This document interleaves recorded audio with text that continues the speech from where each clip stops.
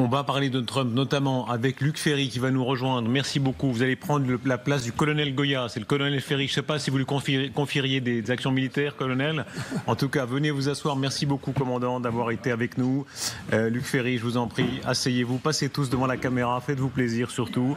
Ne vous gênez pas. Enfin c'est votre biographie, mais avec Marion Van Rettergem qui est là.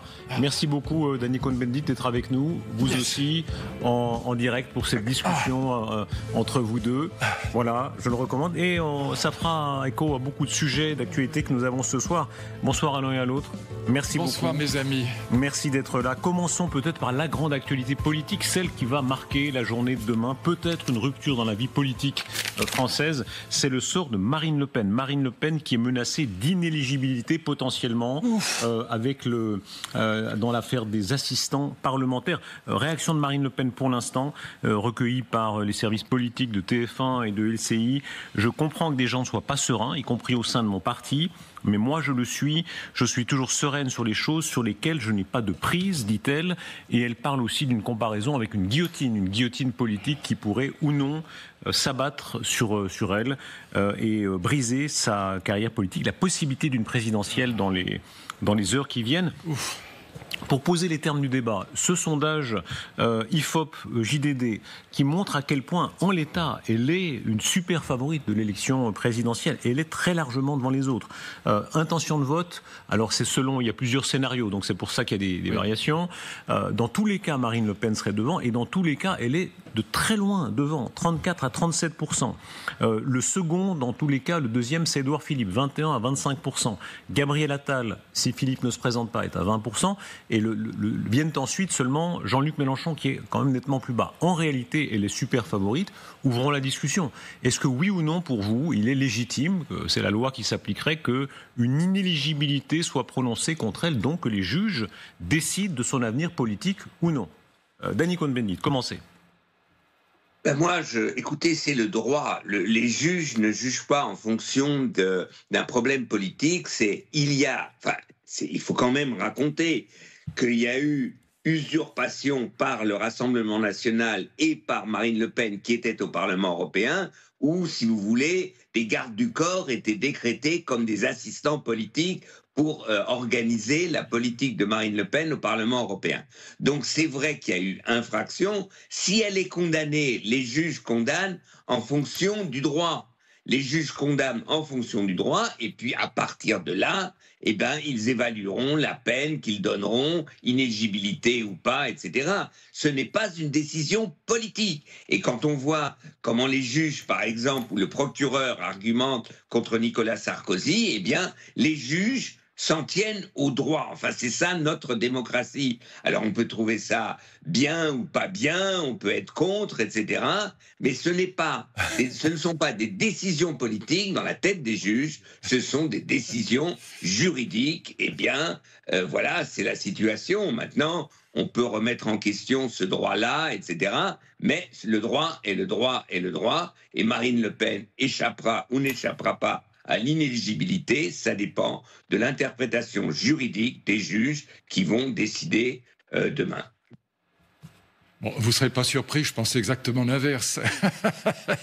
Je pense qu'on vit dans une vie juridique, si je puis dire, qui est de plus en plus moralisatrice et de plus en plus politique. Il ne s'agit pas de savoir si Marine Le Pen va être condamnée ou pas, il s'agit de savoir si la condamnation sera assortie d'inéligibilité par procuration.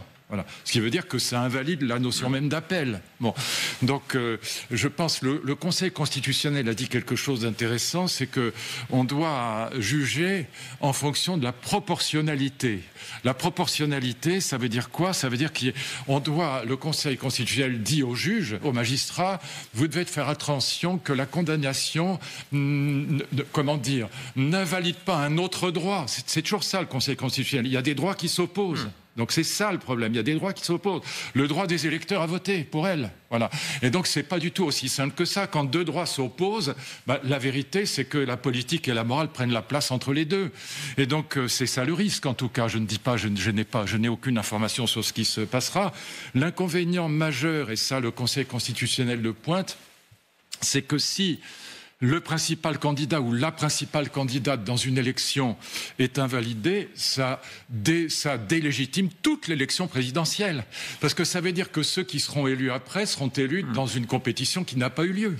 Voilà. Donc, encore une fois, on a deux droits qui s'opposent. Le droit des électeurs à voter pour elle et puis le droit des magistrats à condamner une faute qui a été commise. Mais encore une fois, on ne parle pas de la condamnation en soi, on parle de la condamnation associée à l'inéligibilité par procuration, ce qui veut dire que ça invalide l'appel. Donc c'est dingue. Oui, exécutoire. C'est exécutoire, mais je le dis par procuration parce que c'est plus clair que exécutoire, qui veut rien dire, mais sauf dans le vocabulaire des juristes. Mais voilà, c'est ça le problème. Donc vous avez deux droits qui s'opposent, et du coup le risque, comme avec Sarkozy c'est très clair, le réquisitoire des magistrats du PNF, qui est d'ailleurs une juridiction d'exception que je n'aime pas, le réquisitoire des magistrats est totalement moralisateur. C'est ça le risque. Oui, mais encore une fois, tu peux défendre cette position. Je ne dis pas qu'elle est indéfendable.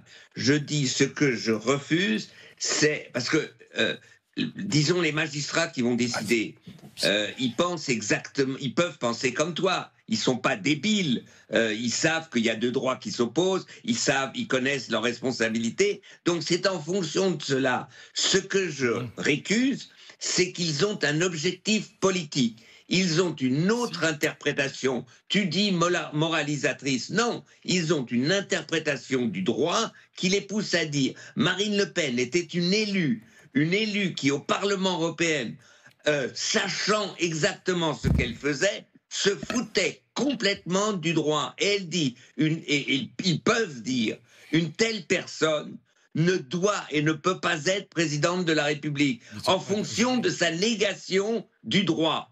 On peut l'interpréter comme ça. Je ne dis pas qu'il le faut, je n'en sais rien, je ne suis pas magistrat, mais je dis, il faut arrêter de dire, ou je ne suis pas d'accord quand tu dis, ils sont moralisateurs. Non, ils ont une interprétation du droit qui, comme elle, sachant ce qu'elle fait, c'est complètement foutu du droit et du droit qui existait au sein du Parlement européen, eh bien pour eux, c'est une raison qu'elle ne puisse pas se présenter. Sur la marge d'appréciation, Danny Cohn-Bendit, pardon, l'un et l'autre, sur la marge d'appréciation, il y a eu cette décision du Conseil constitutionnel sur le cas précédent qui est intéressante, où effectivement, ils maintiennent les mesures, y compris possiblement de...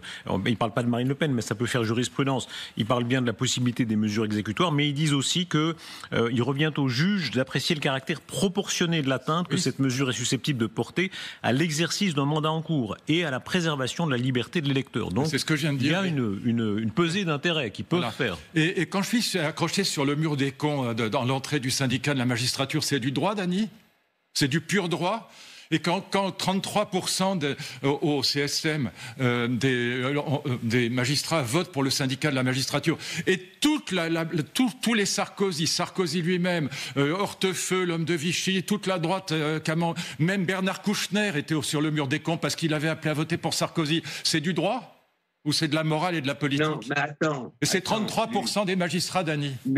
Non, mais attends. Moi, je veux bien attendre, mais moi, quand je me suis retrouvé sur le mur des cons, épinglé sur le mur des cons, parce que j'avais dit que Villepin avait raison de virer un imam... Ah oui, c'était scandaleux ce que j'avais dit. Villepin avait viré un imam qui expliquait dans une vidéo comment il fallait battre les femmes. Le mec était renvoyé chez lui, tu vois. Je trouve que c'était un peu normal. Donc je me suis retrouvé accroché sur le mur des cons au syndicat de la magistrature pour ça. Je te dis simplement, mon ami, que si je tombe sur le mec qui m'a accroché sur le mur des cons, je prétends qu'il fait de la politique, il fait de la morale, mais qu'il fait pas du droit. Et donc je ne sais pas si je serai bien jugé.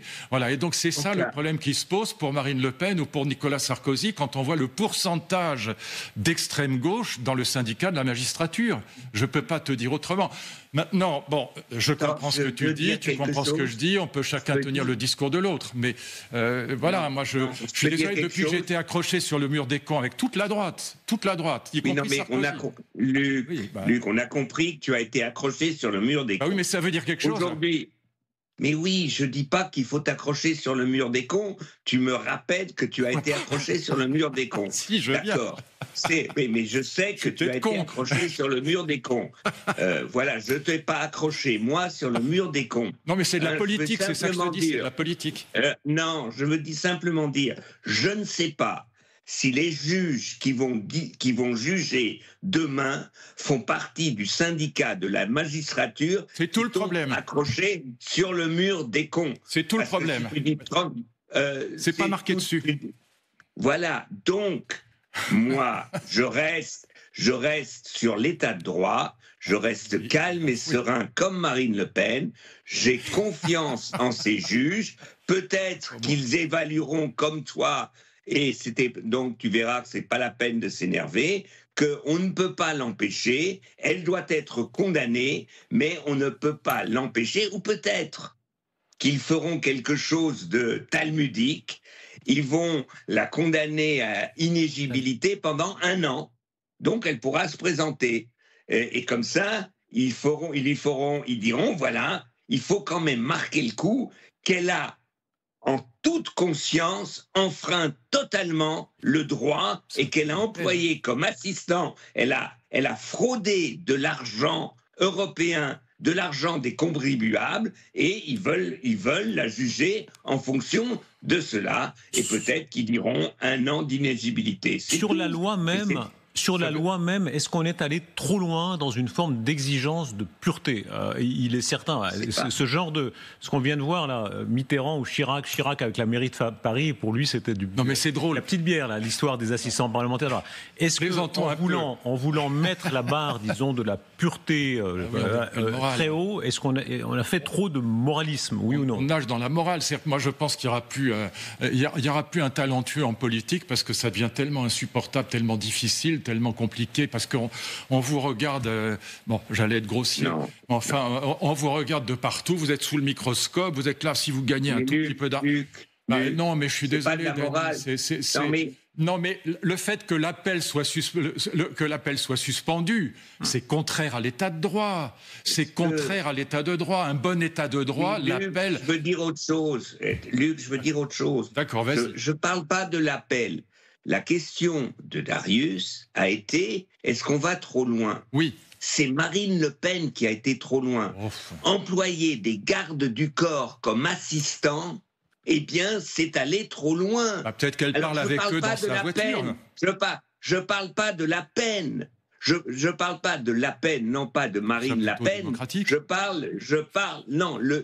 Ce qui est jugé. Je parle pas après la décision. Mais qu'est-ce qui est jugé ?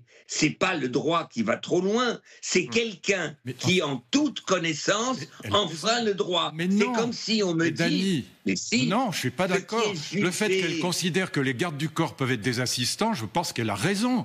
C'est démocratique. Moi, je te jure qu'avec le peu que j'ai été ministre pendant 2 ans, je discutais avec mes gardes du corps et qui sont restés d'ailleurs pour certains des amis, avec mes chauffeurs, et ils m'apprenaient plus de choses que les 3/4 de mes conseillers.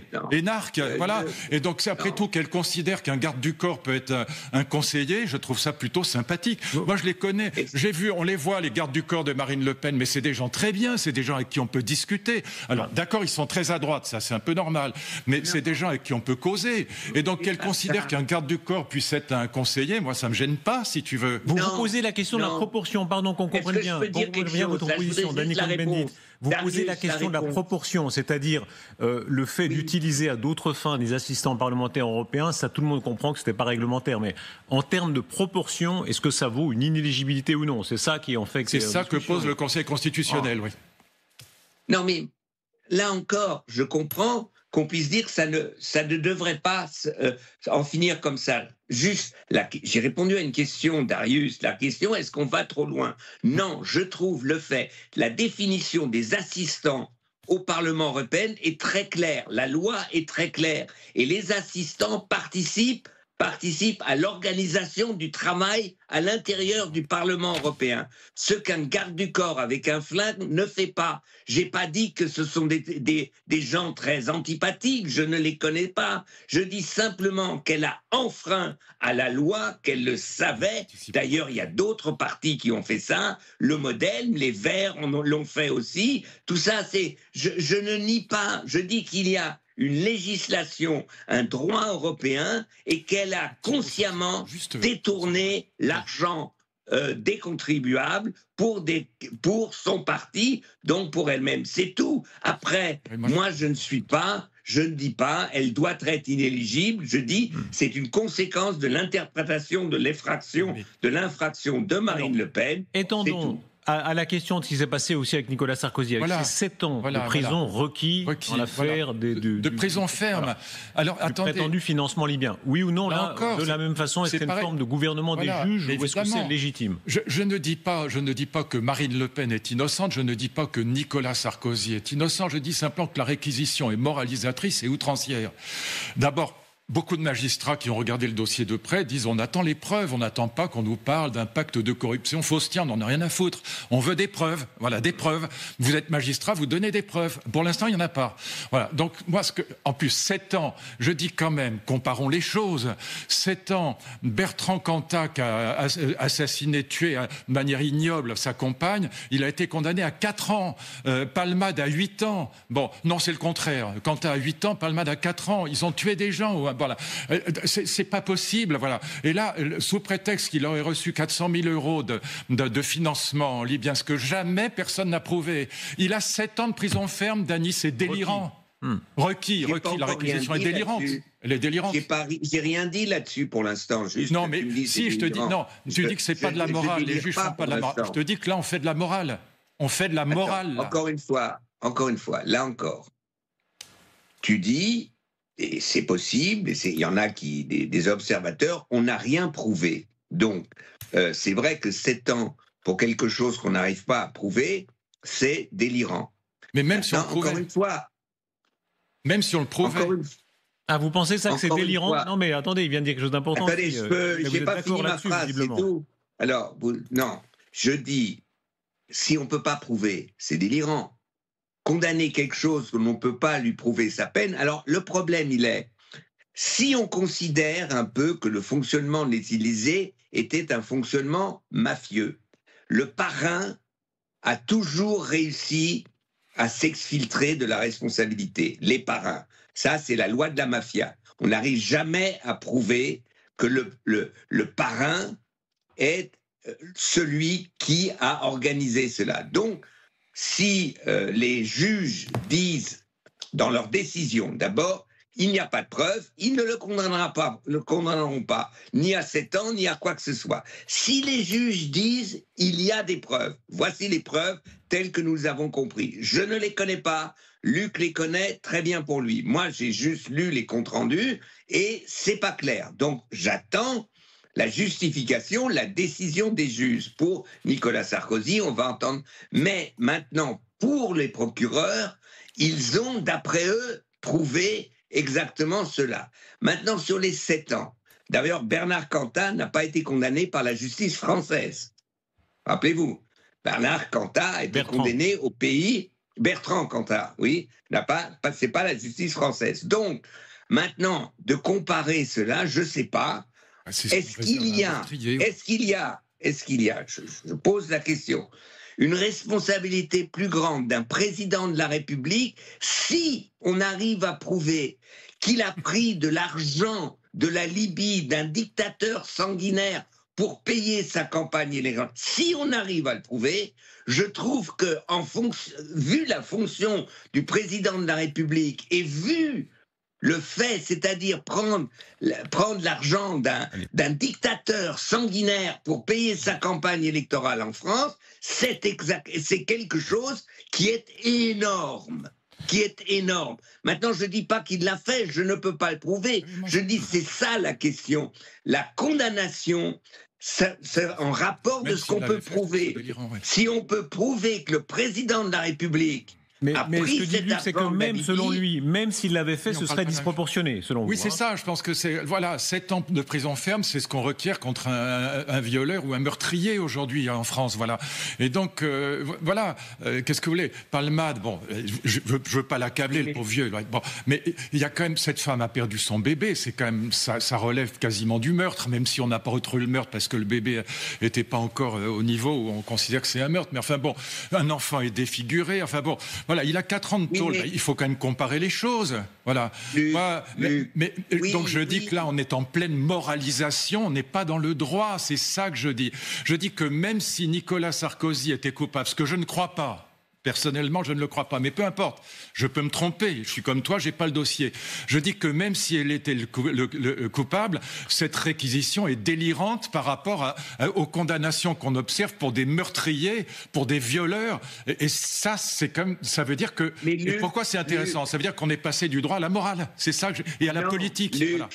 Non, encore une fois, on peut discuter des 4 ans de palmade. Moi, je veux pas discuter. Non, moi non plus, c'est pas ça. Je compare. Attends. Je dis, si on arrive à prouver que Nicolas Sarkozy a organisé sa campagne électorale avec de l'argent d'un violeur, d'un massacreur, d'un assassin, d'un criminel de guerre qui a fait placer une bombe dans un avion pour tuer 325 ou 350 personnes, je dis, si il a fait cela, si je ne le sais pas, eh bien, je trouve qu'en fonction de la fonction, pardon, ça se répète, c'est mal dit. Non, mais je comprends. De ce qu'il est, lui, président, je trouve que on peut demander beaucoup. Je ne sais pas si c'est 7 ans, 4 ans ou d'inéligibilité, j'en sais rien, de condamnation ferme. Mais je dis simplement, si il a vraiment organisé cela pour l'argent de Kadhafi. Il a organisé l'argent d'un massacreur, d'un violeur qui avait les mains pleines de sang pour gagner une élection présidentielle. Avançons, voilà s'il vous plaît. Et c'est énorme. Okay. Avançons, s'il vous plaît, sur les dernières déclarations aussi de Donald Trump rapportées par NBC. Alors, il y a plusieurs déclarations extrêmement frappantes qui vont jalonner la soirée. Celle où il dit qu'il pourrait être plus sévère avec Poutine, on en reparlera plus tard, et il manifeste une colère, alors réelle ou feinte, contre le fait que Poutine n'aille pas plus vite dans le sens d'une négociation et continue à frapper durement l'Ukraine. Autre déclaration très marquante de la soirée, il dit, je ne blague pas, un 3e mandat serait possible. Alors, évidemment, ce qui alimente un 3e mandat présidentiel, ce qui alimente évidemment toutes les suppositions pour lui-même, pour Trump. Sur ceux qui pensent qu'il a une visée, disons, autocratique, dictatoriale, qui sortirait du droit. Si on met bout à bout ces dernières déclarations, votre première réaction l'un et l'autre. Luc Ferry. Non, Dany, d'abord, vous savez, il y a 40 ans, je vous dis une chose, j'ai écrit un livre avec André Comte-Sponville, et puis bon, La sagesse des modernes, et puis quand on a fait le service après-vente, on a fait une dizaine de conférences. Au bout de 10 conférences, on avait travaillé 1 an, on savait tellement ce que l'autre va dire qu'on avait décidé d'intervertir. On avait interverti les conférences. Alors moi, j'étais communiste et matérialiste, et André était spiritualiste, idéaliste et gaulliste. Voilà. Avec Dany, je sais ce qu'il va dire, il sait ce que je vais dire. Voilà. Vous allez voir, il peut y avoir encore des surprises. Priorité à droite. Il peut y avoir des surprises. Dany Cohn-Bendit, allez-y. Écoutez, que aujourd'hui la conception de Trump, de la démocratie de Trump, de Musk et tout ça, c'est le modèle démocratie illibérale. C'est-à-dire, en fait, l'état de droit n'existe pas. Ce qui existe, c'est la volonté du peuple. Si j'ai 50% du peuple derrière moi, j'ai le droit de tout faire, même de... Et voilà, dans la conception, donc, l'état de droit, les contre-pouvoirs, le pouvoir politique contrôlé par le droit, etc., pour Trump, ça n'existe pas. Est-ce qu'on vit un moment césarien Dany Cohn-Bendit, tout à l'heure, au téléphone, vous avez ce matin, vous avez souvent au téléphone chaque matin, c'est un des plaisirs de mes dimanches matins, nous avons l'autre au téléphone, et vous disiez, Dany Cohn-Bendit, de la même façon que la vieille République romaine, César a réussi, alors il s'est fait tuer après, mais enfin, il a quand même réussi, avec son successeur Auguste, à briser la tradition. Est-ce qu'on vit potentiellement un moment comme ça, un moment césarien, où Trump pourrait vouloir sortir de la vieille République américaine? Absolument. Regardez, j'ai une histoire très simple. Ceux qui ont attaqué le Capitole n'étaient pas des criminels, alors que d'autres le sont. C'est-à-dire, le moment césarien de Trump, la vérité, elle est dans sa tête. Il n'y a que lui qui connaisse la vérité. Et sa vérité, c'est ça la justice. C'est un moment césarien, il sort de la démocratie, et s'il continue et les Américains le suivent et qu'il n'y a pas une résistance en Amérique, eh bien, et ça c'est très dur pour moi, on peut faire notre deuil de la démocratie américaine. Luc Ferry. Non, parce qu'il y a des contre-pouvoirs, c'est pour ça. Donc moi je suis d'accord qu'il y a un moment césarien chez Trump. Je pense en plus qu'il est quand même solidement barjot. Bon, il est mythomane, il est complètement pervers, il est narcissique au dernier degré. Donc c'est un personnage qui est quand même assez détestable. Alors, tout le monde le déteste en France, faut être clair. Bon, mais je pense pas que tout le monde. Mais enfin, c'est vrai écoutez, en France, à part quand vous invitez les représentants des républicains américains en France, sinon quasiment tout le monde, quasiment personne ne peut l'encadrer, même à droite, de la droite. Bon, mais ce que je voulais vous dire, c'est qu'il y a un contre-pouvoir aux États-Unis. Il y a un vrai contre-pouvoir. Ce qui est très désolant, c'est ce que dit notre patron à tous sur cette chaîne, notre ami Guillaume Debré, c'est que ce qui est très désolant, c'est qu'il n'y ait pas de troisième voie aux États-Unis. C'est ça, le vrai problème des États-Unis, il est là.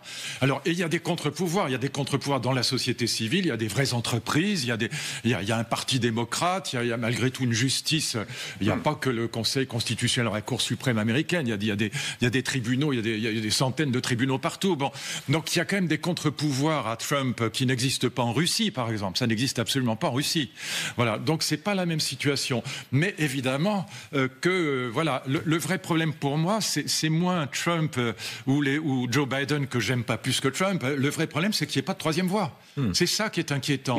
C'est qu'il n'y ait pas de gens raisonnables dans ce pays. Oui. Il y a des wokistes d'un côté et des césariens de l'autre. Voilà. Et c'est désolant de voir qu'il n'y a pas une troisième voie intelligente, rationnelle, raisonnable. Quand on voit le ministre de la Santé, le nombre de conneries qu'il peut dire sur la pandémie qui va atteindre les oiseaux, mais c'est effrayant. C'est effrayant d'abord de bêtises, mais aussi c'est un signe vraiment c'est quand même quand la science est attaquée, la démocratie est attaquée. Là-dessus, je ne peux pas être en désaccord avec Dany. Mais il y a des contre-pouvoirs qui n'existent pas en Russie. Non. Attends, alors le problème, je suis d'accord, il y a des contre-pouvoirs. Et je suis d'accord d'ailleurs que pour l'instant, la Cour constitutionnelle, c'est pas fait parce que le Chief Roberts est un républicain bushiste. Il n'a pas été nommé par Trump. Il a une conception et il y a une femme qui est contre l'avortement d'un côté, mais qui est très juriste. Et il y a eu déjà une décision 5-4 contre Trump par la Cour constitutionnelle. Je suis d'accord qu'il y a un contre-pouvoir. La question était, qu'est-ce qu'il y a dans la tête de Trump ? Trump veut essayer de casser les contre-pouvoirs. D'ailleurs, il a dit, il y a un juge qui a dû juger contre moi, allez, je vais le démettre. Et c'est le Chief Roberts qui lui a dit, non, tu ne peux pas démettre un juge. Ça ne fait pas, c'est pas parce qu'il te plaît pas que tu puisses le démettre. Voilà. Donc, je suis d'accord. Il y a aujourd'hui un contre-pouvoir, mais il y a un masquisme et un trumpisme au pouvoir qui essaye de casser les contre-pouvoirs. Est-ce que ça peut être une forme de coup d'État ? Je rappelle quand même que le général de Gaulle, quand le général de Gaulle a pris l'ampleur de ses pouvoirs, il y a une partie de la classe politique française qui considérait que c'était un coup d'État. Et des gens Souvenez-vous de la merveilleuse conférence de presse du général de Gaulle disant « Je ne vais pas commencer une carrière de dictateur à 65 ans ». Donc, magnifique. En réalité, il y a, constitutionnellement, il ne le peut pas, mais est-ce qu'on peut imaginer que les États-Unis sont soit à un certain point où une partie de l'opinion le suivrait ? Et sans aller à des exemples si anciens, je vous rappelle que Napoléon, César ont été immensément populaires, en effet, en installant des pouvoirs autoritaires. Allez à New York. Voilà, mes copains à New York, mais vous ne pouvez pas imaginer à quel point ils détestent Trump. Il y a une haine de Trump chez les démocrates qui est et chez les démocrates cultivés. C'est pas les démocrates. C'est pas les démocrates. C'est pas les démocrates. Tu as raison sur les. Le problème, il est. Non, mais j'ai pas fini la phrase. J'avais dit les démocrates juifs new-yorkais. Pardon, excuse-moi, j'avais pas terminé la phrase. Mais pas seulement. C'est le cas de mes camarades, en l'occurrence, et notamment pour les femmes sur la question de l'avortement. Donc il y a une énorme résistance à Trump. Donc c'est pas vrai. Vous aurez toujours en gros 50% des Américains qui seront vraiment anti-Trump, exactement comme on l'est en France. Voilà. Et donc ça, il peut pas passer par-dessus ça. Encore une fois, dans la société civile russe, vous n'avez pas ça. Vous avez dans la société civile russe, vous avez une toute petite fraction de jeunes, en gros mondialisés, éduqués, qui sont allés exilés, sortis. Voilà. 75% des Russes n'ont pas de passeport. Voilà. Et c'est complètement différent de ce qui se passe aux États-Unis. Oui, mais encore une fois, on est d'accord sur l'histoire des contre-pouvoirs. L'offensive de Trump, en utilisant le mouvement MAGA, c'est justement d'essayer de mettre à bas les contre-pouvoirs. Je ne dis pas aujourd'hui qu'il va réussir. Je dis simplement que dans la logique qui est en train de se passer aux États-Unis, la démocratie est en danger. Alors, c'est pas les Juifs new-yorkais qui vont la sauver, même s'ils sont contre. C'est est-ce qu'il y aura d'abord les contre-pouvoirs seront-ils capables de résister? Et deuxièmement, est-ce que Trump, dans sa logique, ne peut pas essayer un coup d'État? Non. Je ne sais pas. Mais le problème, c'est si les contre-pouvoirs le contre, est-ce que avec le mouvement MAGA et une partie, comme on l'a vu, ils ne tentent pas un contre-pouvoir. Jusqu'où peut aller, s'il vous plaît, l'un et l'autre, le retour de balancier? Quand on voit ce qu'ils font en France, c'est-à-dire l'administration Trump qui s'adresse aux patrons français en disant qu'ils doivent renoncer aux mesures de discrimination positive. C'est-à-dire, il y a une volonté, on parlait tout à l'heure de l'impérialisme au sens strict, là il y a un impérialisme, disons, idéologique, qui dit, nous voulons que vous reveniez en arrière sur un certain nombre de changements de mœurs qui ont eu lieu aux États-Unis, mais qui ont lieu aussi en Europe sur la discrimination positive. Oui. Sur la forme, c'est insupportable, mais sur le fond, il a évidemment raison. C'est pour ça, c'est ce que je voulais dire à Dany. Le wokisme aux États-Unis, le politiquement correct américain, il a été aussi dangereux que Trump en termes de cancel culture, la culture de l'annulation. On pousse les gens au suicide. Les sensitive readers qui réécrivent les bouquins, mais c'est insupportable. Voilà. Moi, je suis un vieux prof. Est-ce que vous croyez que dans ma vie, j'aurais accepté... Parce qu'il faut que les gens nous comprennent ce que c'est que la discrimination positive. On parle de mots comme ça, tout le monde ne voit pas exactement ce que c'est concrètement. Ça veut dire que, si je suis un prof américain dans une université de gauche, je vais mettre 3 points de plus à un gars parce qu'il est noir et 3 points de moins parce qu'il est jaune. C'est ça. Voilà. Eh ben non, je suis désolé. Et donc évidemment que Trump, moi je comprends que les patrons français lui disent mais mêle-toi de tes oignons. Voilà, c'est insupportable. Mais sur le fond, il a raison. Moi, on m'a proposé d'être professeur à Princeton. Il a fallu que je remplisse des formulaires, les formulaires d'application, comme on dit aux États-Unis, où on me demandait, tenez-vous bien, si j'étais membre d'une minorité sous-représentée ou surreprésentée. Et quand j'ai demandé à mon copain qui était prof à Princeton, mais ça veut dire quoi ça? Il m'a dit, tu comprends, surreprésenté, c'est les jaunes. Il dit comme ça. Je dis, c'est quoi les jaunes? Les Asiatiques, ils nous passent devant. Et les sous-représentés, c'est les Noirs. C'est ça qu'on veut en France. Et j'aimerais votre avis là-dessus, Dany, parce que ça permettra aussi d'évoquer votre livre. Dans votre livre, Danny Cohn-Bendit, vous parlez bien de l'obsession identitaire dans un camp comme dans l'autre aujourd'hui, où le fait d'être juif ou pas juif, noir ou pas noir, métis ou pas métis, blanc ou pas blanc, etc. La troisième phrase sera juive new-yorkaise, c'est ça que je Et voilà, Danny Cohn-Bendit. Woody Allen. Quand Luc Ferry dit Trump a tort sur la forme parce qu'il veut imposer ses idées, mais sur le fond, il a raison. Répondez-lui. Non, mais moi, ça dépend comment ils font. Prenez L'Oréal. L'Oréal a tout un processus pour voir pourquoi il y a une inégalité de femmes, etc., dans l'entreprise. Donc, je trouve que c'est juste d'essayer de comprendre si dans les entreprises, dans l'entreprise X, Y, Z, il y a une logique inégalitaire. Ça n'a rien à voir avec le wokisme. Il faut être éveillé à l'inégalité. Maintenant, ce que dit Luc, c'est vrai que le wokisme, c'est ce que j'essaye d'expliquer dans ce livre, c'était être éveillé et que c'est devenu une idéologie totalitarisante, c'est-à-dire une idéologie qui exclut les autres pensées. Il n'y a qu'une pensée, c'est cette pensée identitaire. Donc, la rage de la censure, Danny Cohn-Bendit, la rage de la censure, c'est très intéressant de vous voir débattre dimanche après dimanche parce que vous incarnez le contraire, c'est-à-dire parler à des gens d'avis très différents. Mais je suis frappé du nombre, notamment sur les réseaux sociaux, de gens qui ne comprennent pas ça. C'est-à-dire, dans nos plateaux de 22 heures, des gens qui voudraient qu'on ait des avis, des gens tous du même avis, ou tous de l'autre avis. Ils ne comprennent même pas l'idée qu'on doit débattre sur la base de la démocratie libérale. Là, ça va. Vous êtes servi. Voilà. Est-ce que la rage de la censure est un problème contemporain? Et dans le wokisme, la censure est largement aussi importante que dans les universités américaines, même plus que la censure républicaine. Mais je voudrais qu'on se comprenne bien. Évidemment que Dany a raison de dire il faut qu'on tienne compte de la diversité et des inégalités. On ne part pas tous du même endroit. L'inégalité des chances, elle est réelle. réel en France et partout d'ailleurs. On n'est pas tous des fils de bourgeois du 6e arrondissement ou des fils de profs. C'est pas ça. Le problème, c'est qu'on peut régler le problème des inégalités autrement que par l'affirmative action. C'est ça que je dis. Je vous donne un exemple parce qu'il est réel. J'avais organisé un débat, ça a été publié, entre Richard Descoings, quand il avait organisé la discrimination positive à Sciences Po, et Pierre Tapie, qui avait organisé le contraire à l'ESSEC. Ils se sont bien battu comme ça. Qu'avait fait Pierre Tapie? Il avait dit, sur le diagnostic, on est d'accord, les mômes des banlieues, des quartiers, ils n'ont pas les mêmes chances. Il avait fait un programme qui s'appelait « C'est aussi pour vous ». Pas con. Et il disait aux mômes qui, à partir de la classe de seconde, on va vous prendre dans notre programme, on va pas baisser le niveau, on va garder le même concours pour tout le monde, mais on va vous aider à passer le concours. Ça, c'est le contraire de la discrimination positive. Mais ça veut dire qu'on prend en compte les inégalités sociales, les inégalités de parcours, mais qu'on traite l'inégalité autrement que par la discrimination positive, qui est un scandale absolu à mes yeux. Voilà.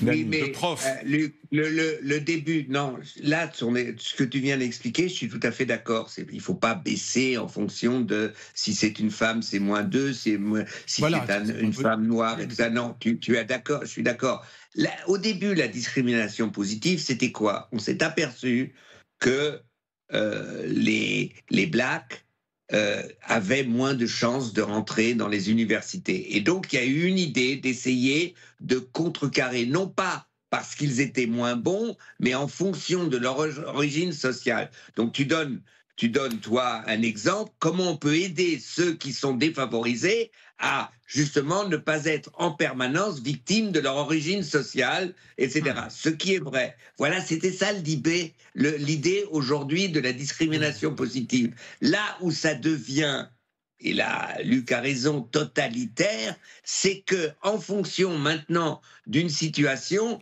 tu imposes que cette personne a raison. Et que c'est vrai que dans l'évolution de certaines universités américaines, il y a maintenant de plus en plus, puisque Darius posait la question de la censure, on a le droit de dire ça, mais on n'a pas le droit de penser là. Et c'est ça qu'il faut en finir. Oui. On a le droit de dire les plus grandes bêtises. D'ailleurs, on le voit sur le plateau, l'un et l'autre, on en dit beaucoup. Mais c'est ça. Non, il y a que moi, d'accord. C'est pas un problème. Je blague. Attends, arrête. Non. Mais je suis d'accord. Moi, je blague toujours. C'est pas grave. Je veux simplement dire que la liberté et on a vu Ariane Mouchkine a eu des problèmes au Canada parce qu'elle organisait une pièce et les Indiens d'origine n'étaient pas respectés. Enfin, on est dans un totalitaire, on n'a plus le droit que faire ceci ou cela. Danny Cohn-Bendit, avançons un peu. Il faut se battre contre ça. Non, mais juste 5 secondes, 5 secondes, pas plus. Tu as dit black tout à l'heure. J'ai des quantités de gens qui me disent on n'a plus le droit de dire black en France. C'est raciste de dire black, tu vois, par exemple. Ça, c'est typique de la censure wokiste. Je te le signale comme ça parce qu'en Allemagne, ça passe, mais en France, ça passe plus. Le poids de l'histoire. Il faut dire les people of color, mais c'est people of color. Ouais. On va parler de beaucoup de sujets qui ont lien avec l'histoire. C'est le voyage de Jordan Bardella en Israël. C'est le poids d'événements historiques qui remontent souvent à la Seconde Guerre mondiale. Livre passionnant de notre confrère Patrice Duhamel sur la photo.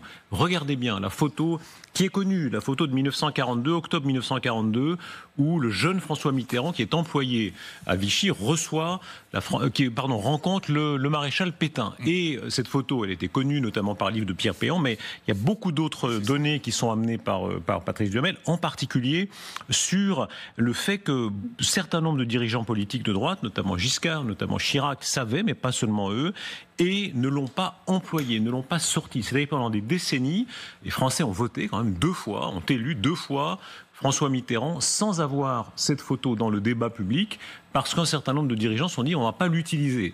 Voilà. Et il faut évidemment montrer le livre de Patrice Duhamel. Comment est-ce que vous expliquez en octobre 1942, donc on est 3 mois après la rafle du Veldiv, c'est-à-dire après le moment où les Juifs français ont été raflés en collaboration avec une grande part de décision. Franck, est-ce que vous expliquez que pendant tant d'années, de décennies et à des moments décisifs, les élections présidentielles, cette photo n'ait pas été publiée? Parce qu'on n'en avait pas besoin. Tout était. On savait tout sur le passé vichysois de Mitterrand. Moi, j'ai entendu ça 1000 fois. J'ai entendu. Même Jacques Attali s'est plus ou moins séparé de Mitterrand sur Fabius aussi. Bon, il y a le livre de Pierre Péan. Mais moi, j'ai 100 fois entendu. De 81, déjà, 74, puis 81, puis 88. Et moi, j'ai toujours entendu dire, au moins, quand on déjeune avec. Quant à Chirac, souvenez-vous de ce qu'il a fait quand il est arrivé. Il a retiré la gerbe au maréchal Pétain que Mitterrand. Et on savait bien que Mitterrand. Souvenez-vous du débat entre Jean d'Ormesson et Mitterrand qui était sorti dans la presse. Jean d'O avait dit, mais écoutez, moi je suis obligé de vous le dire, mais je suis sidéré par les propos antisémites de Mitterrand. Mais ça, sur c'était le lobby après. juif. C'était le livre de Jean d'Ormesson. C'est pas en 42, évidemment. Non, mais pardon, c'est après la fin de son second mandat que le livre d'Ormesson était paru. Là, je vous parle des électrices et électeurs français qui n'avaient pas ces informations. Ça paraît quand même extraordinaire. Écoutez, le grand public. Combien de temps en France, le film Le Chagrin et la Pitié n'a pas été montré à la télévision? Il est sorti, je crois, en 66, je crois, il me semble, si mes souvenirs sont bons, mais je parle sous le contrôle de Darius, qui doit savoir ça. Non, des années, ce film n'a pas été montré à la télévision. Et deuxièmement, ce qu'on a appris il y a eu un documentaire sur Arte qu'on a appris sur Le Chagrin et la Pitié, et le problème, c'est que Mitterrand a visionné Le Chagrin et la Pitié avec Bousquet. Mais oui. Avec Bousquet. Il faut le faire. Exactement. Il faut le faire. Donc, je dis, il y a en France, mais ça touche toutes les forces politiques, il y a eu une amnésie totale et un refus de comprendre si on veut la collaboration. Et en fait, l'événement majeur pour surmonter tout ça a été Jacques Chirac et sur le Veldiv. C'est le président de droite, Jacques Chirac, qui a dit une fois pour toutes, le Veldiv, la déportation des Juifs, est une responsabilité de la France. Mais quel était le déni d'Aïe? Soyons précis, c'est-à-dire le fait, rappelons quand même que la quasi-totalité des préfets, des magistrats, vous parliez de la justice avant, les magistrats, dont beaucoup avaient tous les moyens, d'ailleurs, c'était des gens qui auraient eu les moyens de se mettre au moins en retrait, ont servi Pétain. Beaucoup étaient radicaux-socialistes, beaucoup étaient de droite tout à fait classique, convenable. Voilà. Est-ce que c'est ça la vérité qui a été cachée si longtemps? C'est quoi exactement? Il y a deux choses qu'il ne faut pas confondre. Il y a l'histoire de la gauche. Là, en l'occurrence, on parle de Mitterrand, c'est la gauche, c'est pas Chirac. Chirac a été parfaitement clair sur ces sujets, comme Fabius ou pour Attali. Voilà, vous croyez qu'il le savait avant que le livre de Péan ne sorte? Et ça se sentait de partout. Il suffisait d'avoir vu là. Les présidents de la République, c'est tous des Maurassiens. Il y a des Maurassiens de droite, des Maurassiens de gauche. Mitterrand, c'est un Maurassien de droite. Voilà, et tout le monde le savait. Mais attendez, à l'au bout de votre pensée, vous voulez dire que ces gens ont servi François Mitterrand en ne parlant pas de ça en public parce qu'ils se servaient à la soupe. Et c'était très gênant pour la gauche, c'était pas gênant pour la droite. Maintenant, il y a autre chose. Il y a autre chose qui a été gênant, si on veut parler du déni français. Là, on parle du déni de la gauche. Pas la même chose. Le déni français, c'est autre chose. De Gaulle, après la guerre, a voulu la réconciliation nationale. Bon, alors ça, c'était son souhait. Donc, il a voulu qu'on pardonne tout à tout le monde. Il a voulu qu'on efface ça. Bon, parce qu'il a dit, si on commence à faire de l'épuration, on continue plutôt à faire de l'épuration, ce sera la catastrophe. Et ce qui s'est passé surtout, et c'est, si vous voulez, un vrai scandale, il est là à mes yeux, c'est on s'est intéressé. C'est pour ça que le film Le Chagrin et la Pitié n'est pas ressorti. Et parenthèse, Valérie Nataf, qui a tout en tête, me dit refusé par l'ORTF en 71, diffusé finalement en 81. Eh ben, c'est si tard que ça, je crois que c'était avant. Mais bon, non, c'est Nuit et brouillard qu'on a diffusé avant. Pardon, excusez-moi, c'est Nuit et brouillard qui était diffusé avant. Mais là, je reviens à ce que je vous disais, c'est qu'on s'est intéressé aux résistants et pas aux victimes. C'est ça le problème. Les victimes, on s'en foutait. Autrement dit, on ne s'est pas intéressé à la question juive. On s'est intéressé aux résistants, on a fêté les résistants. On a mis très longtemps à s'intéresser à Auschwitz. C'est pour ça que je parlais... En fait, je me trompe, c'est Nuit au brouillard qui est sorti. Est-ce que les Français, oui ou non, auraient voté différemment? Pardon, c'est quand même ça l'enjeu. On parle d'une démocratie libérale. Tout à l'heure, vous faisiez l'éloge avec raison des dangers de Trump, etc. Bon. Est-ce que les Françaises et les Français, s'ils avaient été... C'est la base quand même. On a envie de savoir si un président, peut-être d'ailleurs, aurait-il voté davantage. Je sais pas, c'est liberté du vote. Mais est-ce que oui ou non, les Français, je pose ma question, auraient voté différemment s'ils avaient su pour la Francisque et pour Pétain, même s'il faut toujours le rappeler, Mitterrand a été ensuite un résistant courageux et important. Est-ce qu'ils auraient voté différemment? Il a été ministre de l'Intérieur en Algérie aussi, quand même. Il n'y a pas que ça. Oui, non, mais les Français, par majorité, parce qu'il n'y a pas eu, il y a eu cette discussion, parce qu'il n'y a pas eu ce travail, la majorité des Français s'en foutaient. Oui, voilà, c'est ça le problème. Et ça c'est indéniable. Et d'ailleurs, 81, c'est-à-dire que combien de temps le pouvoir de droite, parce que après De Gaulle, c'est pas la gauche qui est tout de suite arrivée au pouvoir, c'est-à-dire que Le Chagrin à la pitié, qui est le film qui est de Marcel Ophuls, est intéressant parce qu'il montre l'amnésie de la population. Geminiani, non mais pas tout à fait. Danny Cohn-Bendit, pardon de vous contredire, mais la série Holocauste, c'était 78. Les Français sont pas des idiots. Si on leur avait dit en 74 ou en 81 que Mitterrand était ami de Bousquet, le patron de la police à Vichy, je crois qu'ils auraient bien compris que c'était quand même pas très favorable. Darius, tout le monde le savait. Mais je peux finir. Écoutez, la série Holocauste parle de la responsabilité des Allemands. Oui, mais justement, si on leur avait appris... C'est facile. En France, c'est facile de parler de la responsabilité des Allemands. En France, c'est difficile de parler de la responsabilité des Français. Voilà la différence, monsieur Darius. Vous le comprenez, ça? Oui, mais quand j'explique... Danny Cohn-Bendit, pas besoin de vous énerver. Ce qui est sûr, c'est que si on avait expliqué aux Français qu'en 81, que Mitterrand était si ami de Bousquet, ça aurait été une information intéressante dans le débat public. Qui n'aurait rien changé. Qui n'aurait rien Non, tout le monde ne le savait pas. Pas dans le grand public, non, on ne peut pas dire ça. Non, pas que dans le grand public, c'était connu, non. Mais non, mais ça n'aurait rien changé. Alors, parlons du débat actuel. La visite de Jordan Bardella en Israël. C'est vrai qu'on parlait du livre de Danny, moi. Alors, on va parler aussi du livre de Danny. Voilà, on fait une spéciale, si vous voulez. Une spéciale Danny. Est-ce que oui ou non, peut-être voir la photo. Jordan Bardella, président du RN, qui va à Yad Vashem, évidemment, c'est là. Cette photo a été beaucoup commentée sur les réseaux sociaux. C'est là. Yad Vashem, c'est évidemment le lieu où on fait mémoire de toutes les victimes de la barbarie nazie. Est-ce que pour vous, ça marque une étape? C'est-à-dire que le RN d'aujourd'hui, et notamment son président Jordan Bardella, n'ont plus rien à voir avec l'histoire du RN telle qu'elle a été, du FN, y compris avec la dimension antisémite de Jean-Marie Le Pen. Est-ce que c'est une autre époque? Pardon, excusez-moi, mais c'est pas ça le problème. Le problème, c'est qu'il y a une étude qui est sortie. 92% des juifs français, des Français juifs, considèrent que le danger, c'est LFI et que c'est pas le RN. Pourquoi ils considèrent ça? Il faut aller en dessous. Qu'est-ce qui leur fait dire ça? Pourquoi? Ils sont pas fous. Ils ont combattu le RN pendant comme Klarsfeld pendant des décennies, comme Paul Amar pendant des décennies. Ils disent maintenant le danger c'est LFI. Pourquoi ils disent ça? C'est pas pour rien. Ils disent ça, c'est pas parce qu'ils pensent que Bardella est génial et que Marine Le Pen est formidable. C'est pas pour ça. C'est parce qu'ils disent une chose qui est vraie, à savoir que le danger pour les Juifs en France aujourd'hui ne vient pas des catholiques traditionnalistes, ni même les racialistes ici, les racistes hitlériens, mais ça vient de l'islam et de l'islamisme. Voilà, c'est ça qu'ils disent. Et toutes les enquêtes d'opinion, vous recevez souvent mon ami Dominique Régnier, toutes les enquêtes d'opinion le montrent. Aujourd'hui, les agressions contre les Français juifs viennent de l'islamisme. Donc c'est ça qu'enregistrent 92% des Français juifs. C'est pas qu'ils trouvent le RN est génial, c'est qu'ils disent au moins ils nous protègent de ça. Voilà. Danny. Oui, non, d'abord l'enquête, et c'est vrai qu'une majorité des Juifs vraisemblablement pensent cela. Je ne mets pas en doute l'enquête. Pour moi, le problème de Bardella est tout simple. Cette organisation de ce congrès contre l'antisémitisme est organisée par des fascistes israéliens. Des fascistes qui, chaque année, fêtent l'assassinat de Rabin. C'est-à-dire que c'est pas contre l'antisémitisme, c'est contre une certaine vision d'Israël.